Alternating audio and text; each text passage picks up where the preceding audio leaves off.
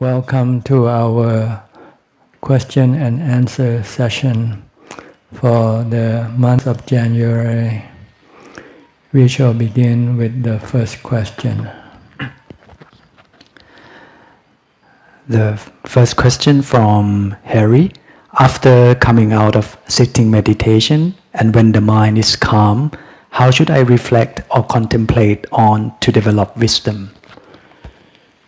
You can contemplate on the impermanent nature of everything that you have that belongs to you, such as your body or your possession, your friends, your relatives, everything around you are all impermanent. Eventually they will come to an end, and there's nothing you can do about it. You cannot stop them from eventually disappearing from your life, or you disappearing from their life. Such is the nature of all things. If you are attached to them, you can become unhappy or sad. But if you let go and not clinging to anything or anybody, when the time for separation comes, you will not feel any sadness or unhappiness. Question number 2 from Daniel, Germany. I followed Ajahn Panyawado's advice to use wisdom even when my samadhi is not perfect. One night during my wisdom meditation, I suddenly dropped into a state of calm. I had a feeling of falling, but without any direction. Then I felt something click. After that, I looked at myself in the mirror and realized that there is nothing in there. Assuming that I've really saw the Dhamma, what should I do next? Well, you should test whether you really see it or not, or just see it just temporarily. If you don't see your body as yourself, then you must be willing, you will be willing to let it go.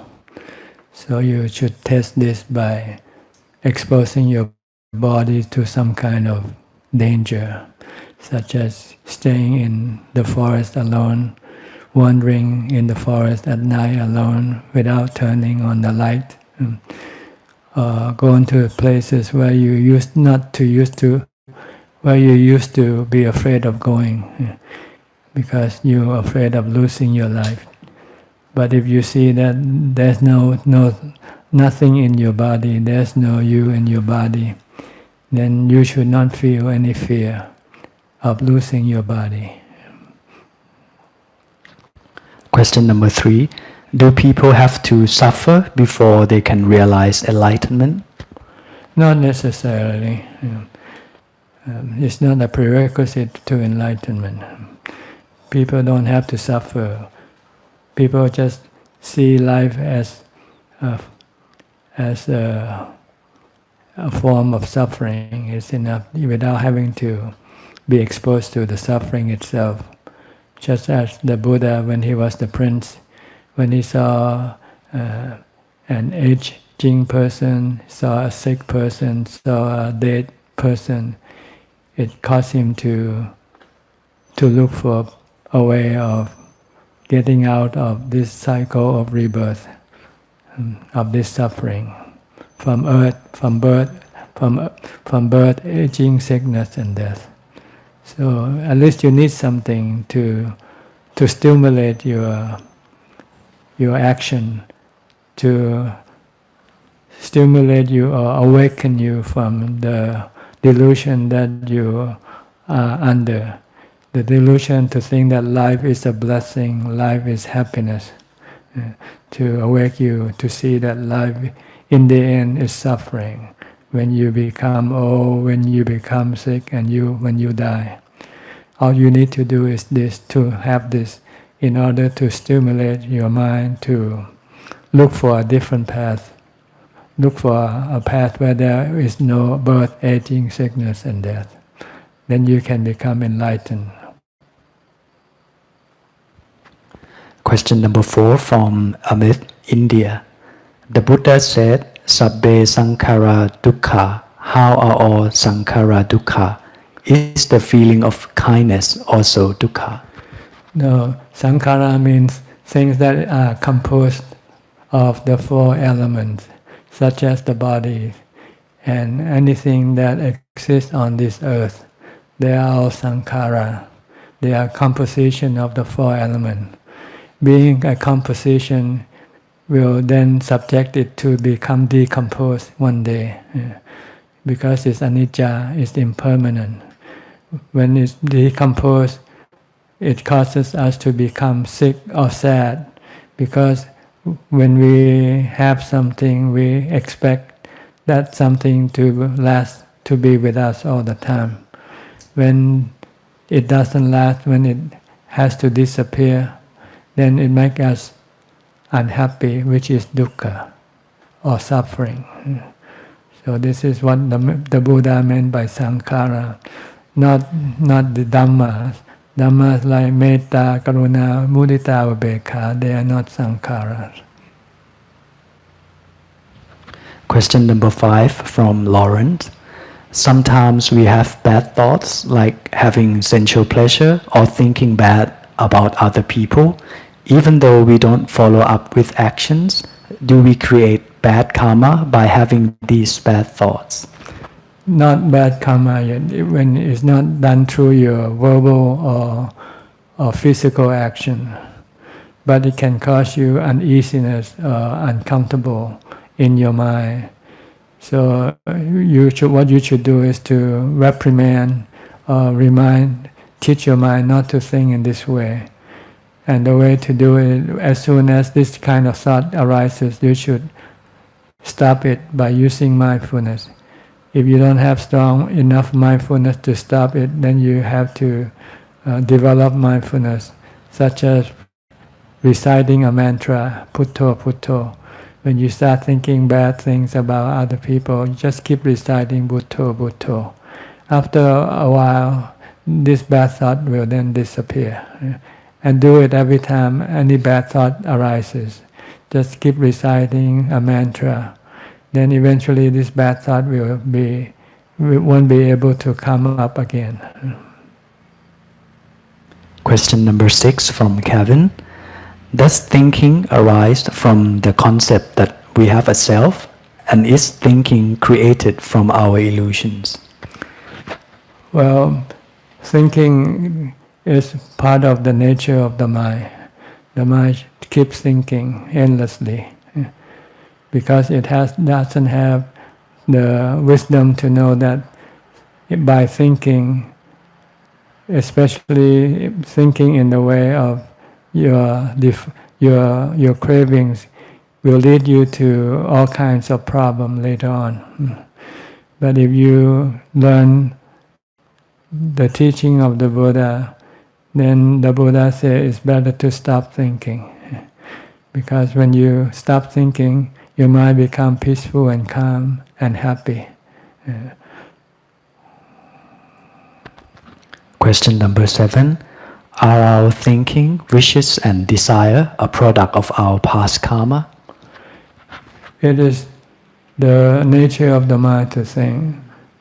The mind that is under the influence of delusion will be stimulated by its own delusion to think of ways of making itself happy.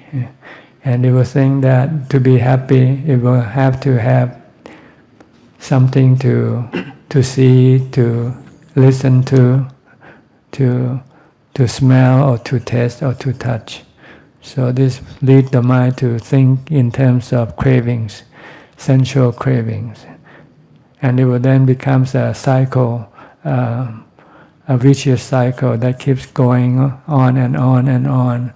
Because no matter how much you have acquired happiness from seeing, hearing, feeling, touching, it was never satisfactory, it's never fulfilled. It will always make you hunger for more. So this is why the mind keeps thinking, looking for sensual pleasures from the time that the body is born to the time, even after the body is dead, the mind will go look for a new body in order to continue on with its quest for sensual pleasures. Question number 8. If we are able to free ourselves from thinking, wishes and desire, will we be free from our karma? If we can be free from the thinking that cause craving, the three cravings, craving for sensual desire, for pleasure, craving for being, and craving for not being, then we will be free from rebirth. We will not have to be reborn. Then we will stop all kinds of karma. Question number 9 from John. Can a policeman become a Buddhist? Is becoming a police who has intention to protect the weaker people, to uphold peace and justice, considered as right livelihood or wrong livelihood? As it depends on how you do your police work. If you do your work without killing other people, then it's okay. But if your work demands or requires that you have to kill other people, then it's not okay to be a Buddhist. Because Buddhists expect you to keep the 5 precepts. So you can be policed and you don't have to kill. When you go chase somebody, when you have to shoot out, try not to shoot to kill, that's all. Just shoot to stop it from hurting other people. So it depends on how you approach your work. If you have an intention not to kill and try not to kill and avoid killing, then you can become a police. Question number 10 from Elisa. Does a person need to cultivate dana and sila first before he can see improvement in his meditation? They sort of a formula that you have to have in order to create the magic of enlightenment. If you don't have charity, you don't have morality, you only have meditation, maybe it's not quite complete, and your enlightenment might not come to fruition. So if first you need to give away your wealth in order for you to be able to live your lay life and become a monk or become a nun, then you can then concentrate on your meditation practice. But if you're still a lay person and you only want to concentrate on your meditation practice and still want to hold on to your money and still want to use your money for other purpose than living, then this can be a hindrance to your practice for enlightenment. Question number 11 from Robert. I'm from America and considering to ordain either at Ajahn Dik's monastery or at Wat Yan. What is the process for Westerner seeking ordination at Wat Yan, and how do I decide which monastery to ordain? Well, to decide which monastery is, basically you want to find which one is suitable for you. Because each monastery has certain environment and conditions that might be suitable for you and might not be suitable for you. So basically you want a place where it's quiet and conducive to your meditation practice and have as little as possible the extracurricular working.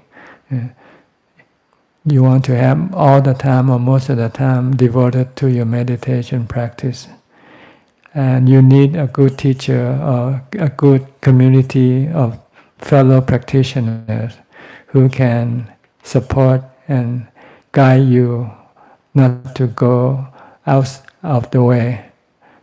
So this is basically the condition, that the requirement that you should look for from a monastery. And beside that, there might be other things that you have to consider. If you ordain in the States, then you don't have to worry about visas. If you ordain in Thailand, you will have to fulfill requirements for having to stay in the country.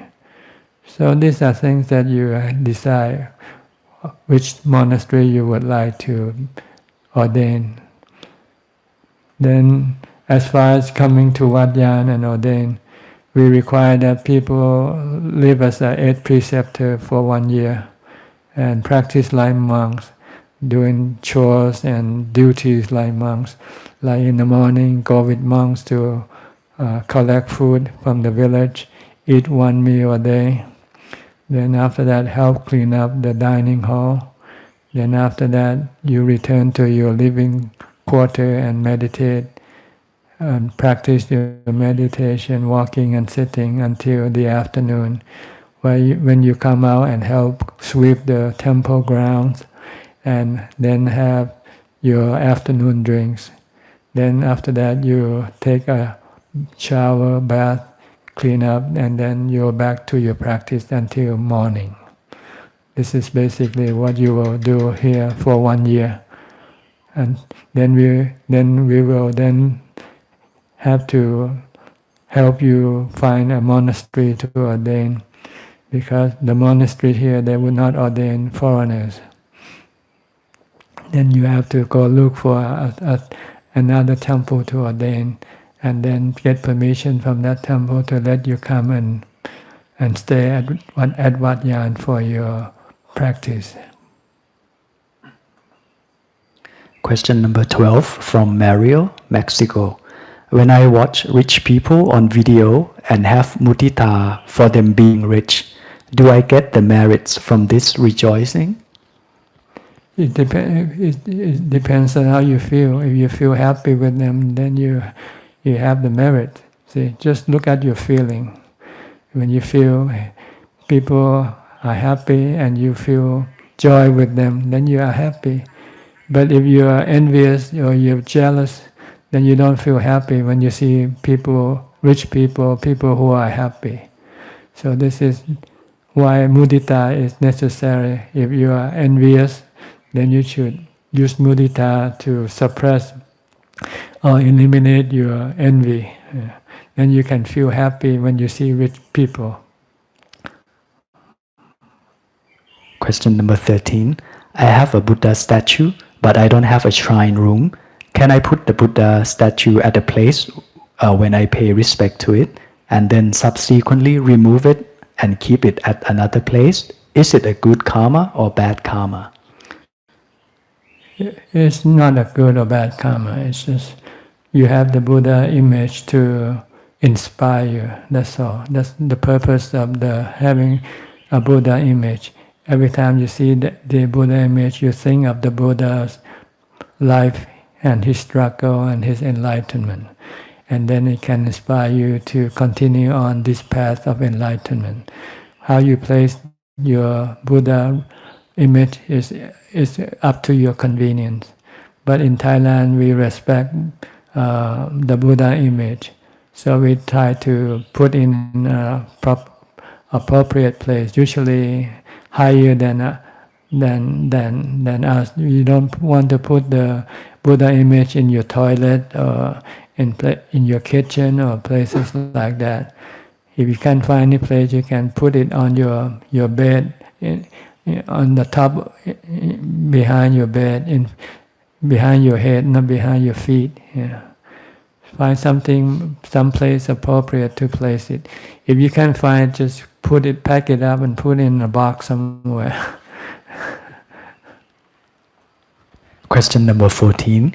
Can I teach others that abortion is not good or promote banning of unskillful things such as pornography or violent video games? Even though I'm not enlightened, do I get merits from this type of teaching? Well, it depends on whether it's fruitful or not. If you teach people and then they believe you and they stop doing, then it's making good merit, helping people to have morality and to stop the bad karma that is being created by these practices. Question number 15. If I buy a stolen products for my own use, is it a bad karma? If you know if you buy it, it's not according to Buddhism, you're not stealing, so it's not considered a bad karma. But the person who steals the product to sell you, he is committing a bad karma. But buying stolen products doesn't make you a thief. But according to the law, it might be illegal because they don't want to encourage people to steal. If they steal and then nobody buy the product, then maybe they won't be stealing. But as far as the second precept is concerned, it's not stealing when you buy something from other people. Whether how they get it, that's the problem, not our problem. Question number 16. If I work for a company that uses pirated software and I also use the software, is it a wrong livelihood? Well, if you feel that you're stealing, then it's wrong livelihood. If you don't feel it's stealing, you think it's something available freely, then it's not stealing. So it's up to you how your attitude is toward these things. Question number 17 from Angela. In the Anguttara Nikaya, it says that the 10 unwholesome state of mind, such as greed, hate, delusion, anger, stinginess, corrupt jealousy, should be given up not by the body or speech, but by seeing and seeing again with wisdom. What does seeing again and again with wisdom mean, and how in practical life seeing with wisdom can lead us to give up those 10 unwholesome state of mind? Yes, by seeing with wisdom, it means that see that the effect it has on your mind. If you have this thing happen, then it will cause your mind to be unhappy. If you get rid of this thing, then you will see that your mind is happier. So this is by seeing in the mind, not in the body. The body, you only use it to maybe prevent it from doing what your mind is thinking. But that doesn't stop the mind from still keep thinking and generating these conditions. So you have to see it in your mind that by having this condition in your mind is causing you to be unhappy. So you want to get rid of it. Question number 18 from Gerald. When someone has been practicing diligently, how would his mind feel at the moment before death? It depends on how much you have achieved from your practice. Because practicing diligently doesn't mean that you will always achieve the result. The goal of practicing diligently is to make your mind calm all the time and not creating any suffering in your mind. If you achieve this result, then when you die, then there won't be any suffering in your mind. Your mind can become peaceful and calm and happy as you die. Question number 19 from Lee. Why the citta usually doesn't leave the body when the body is healthy, but only leave when the body is sick, old, or when the body is no longer able to support itself? That's just the nature of the connection between the mind and the body. As long as the body is still functioning, still alive, then the mind still will be attached to that body, to be connected. The only time they will be disconnected is when the body stops functioning. Question number 20 from Sim. My son said that he can't meditate because every time when he tries to meditate, he will see an image asking him to die and wanting him to suffer. How to overcome this so that he can meditate? First of all, he has to develop more mindfulness. His mindfulness is not strong enough to prevent the mind from generating these images. So he should try to develop more mindfulness before he meditates. he can develop mindfulness all the time, from the time he gets up to the time he goes to sleep, by reciting a mantra to prevent the mind from thinking about unnecessary thoughts. If you have to think of something essential or important, then you stop your mantra for a while. After you have thought out what you need to think, then if your mind start thinking aimlessly, then you should stop it by using a mantra. If you can keep reciting a mantra, then you will have the ability to prevent your mind from creating thoughts or images when you sit in your meditation. Question number 21 from Naomi. I'm staying at a forest monastery for the next 3 months, where everyone eats 2 meals a day, breakfast and lunch. I feel that it will be good for my practice to reduce to 1 meal or 2 fasts on some occasion, but the teacher gets very concerned about me when I skip a meal. The teacher concerns that I'm pushing myself too hard and that I'm not compassionate towards myself. Should I insist on skipping meals, or is it better to just follow schedule of the monastery? Yes, when you're in a monastery and they have rules that you have to observe, then you just have to observe. But you can do it perfunctory by eating just 1 or 2 bites. If you don't want to eat, they cannot force you to eat. Or share the remaining food to your friend or someone else. But if it can cause problem, then you should have to follow what they want you to do. Because maybe the teacher himself or herself hasn't yet seen the benefit of fasting and are more concerned about the physical conditions of the body. So it's out of compassion that your teacher trying to stop or prevent you from fasting. So you have to respect her compassion, his compassion, and do according to what they ask you to do. Maybe then you have to somehow be somewhere else before you can practice differently. Because to practice differently in a community can cause a problem with 2 other people. So better not to cause problem. Question number 22 from Shayaka. As a lay woman taking 8 precepts, do I break precept if I take a taxi alone with a male driver? Is it okay to be alone with a man in one room? Normally, it's not advisable because it doesn't break the 8 precepts. The 3rd precept means you have to sleep with a man before you break that precept. But in order to prevent this to happen, it's better not to be alone with a man in a private places, in a private place where you are both alone, because it can then open up the possibility of sleeping together. But if you think you are not going to do that, and if you're riding a taxi, then it's okay. But it's better if you have some companion with you, because that will make it difficult. Even if you are not want to do it voluntarily, it will prevent the driver from attacking you. So for a woman, it's always advisable not to be alone with a man, unless he's your husband or your boyfriend. Other than that, you might fall prey to his sexual desire. Question number 23 from Sheila.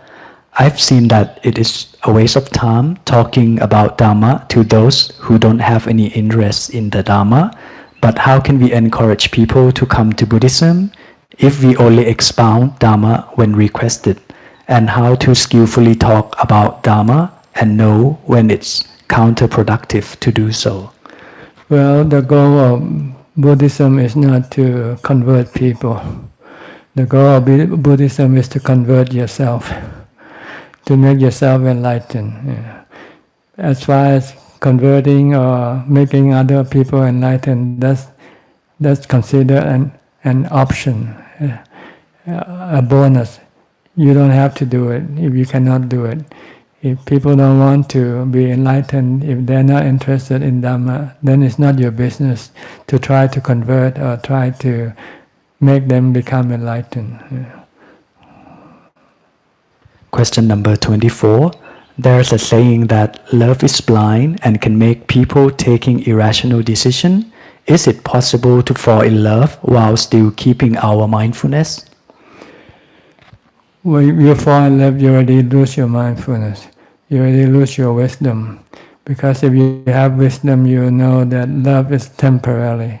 Your relationship with another person is a temporary relationship. Sooner or later it has to break down. When that happens, then instead of happiness, you will end up with sadness. So if you have wisdom, mindfulness beforehand, you will not enter into any relationship with anybody. So if you're already in a relationship and you say, I can use mindfulness, you're just deluding yourself. Question number 25. Is Ajahn planning to visit Malaysia?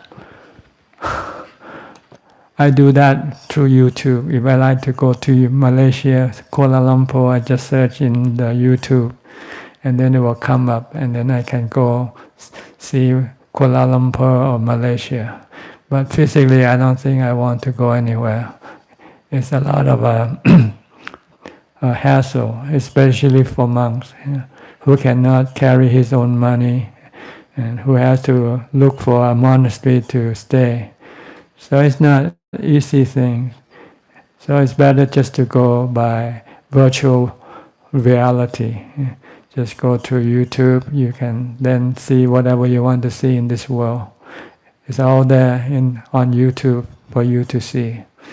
And as far as teaching, I can do this through my YouTube page and my Facebook page, like I am doing right now. So anytime you want to listen to my Dhamma talk, just go to my YouTube channel called Dhamma in English. If you have any question, you can send in your question and then wait for the answer, like what we are doing today. We have a question from Facebook, from Sumedo Piku. Most Venerable Sir, how can we deal with stubborn monk who hasn't realized what he did? Just leave him alone. If you cannot teach him or do anything, like the Buddha, he had a stubborn disciple.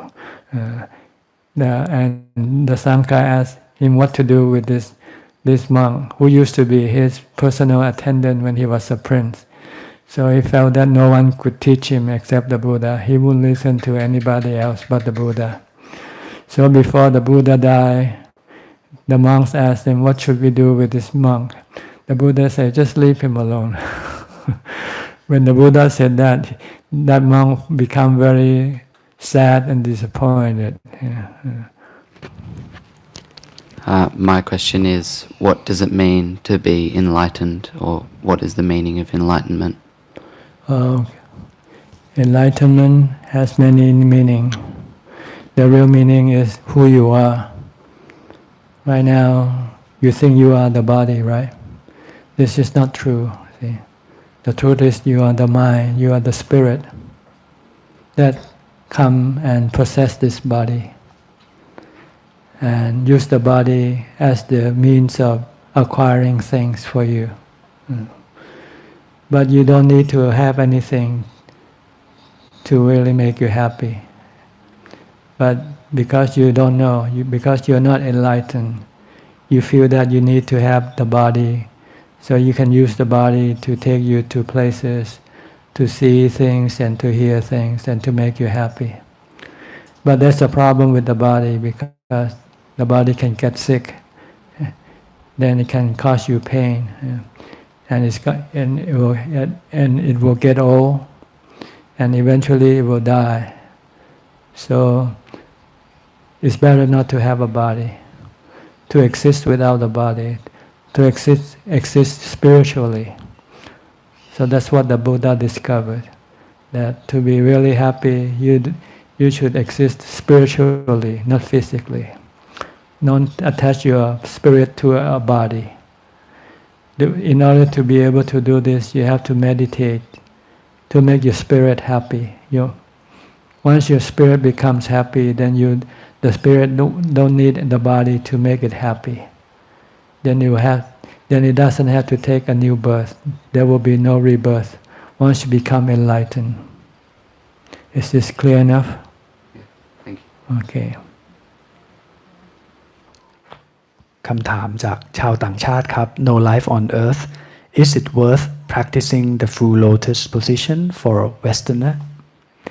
It's up to you.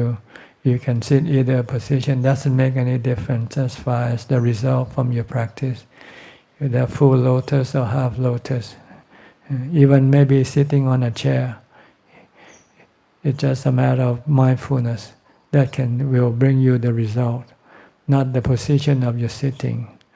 But your position of your sitting can also be helpful, because if you like to sit for a long time, then sitting in a half lotus or full lotus position will be more stable than sitting on a chair. คำถามจากชาวต่างชาติครับคุณ Theo After concentrating at one point for a certain period of time, what should I do if I cannot sense that point anymore? Just watch your mind to see whether it is thinking or not. If it is thinking, then you should use your mindfulness to stop it. Tell it to stop. Just be aware, but not thinking. Just be aware of the mind itself. Just watch the mind. Watch the emptiness of the mind. คำถามต่อไปจากคุณ No Life on Earth ค่ะ What happens when I'm mindful during my death? What happened When I am mindful during my death? Well, your mind will be peaceful and calm, and your mind will be happy, even when you are dying. คำถามต่อไปจากคุณ Theo ค่ะ Ajahn, sometimes I cannot sense the breath at the nose area. Is this less mindful or is it normal? It's normal, because the breath can become quite subtle after a time. After you sit for a while, when the mind becomes more calm, the body also becomes calmer, and the breath will become calmer. So if you cannot feel the breath, then just keep watching your mind, watching your thought instead. Make sure you don't think. If you think, you should stop it. If you're mindful, you will have the ability to stop your thought when you start to think. Is that all the questions we have for today? Okay, thank you very much for all your questions, and I hope it's beneficial to you. If you feel that you still haven't got the right answer, please send in more questions and we'll do it again the next time. In the meantime, keep on practicing and hope eventually one day you'll see the light. Thank you and goodbye.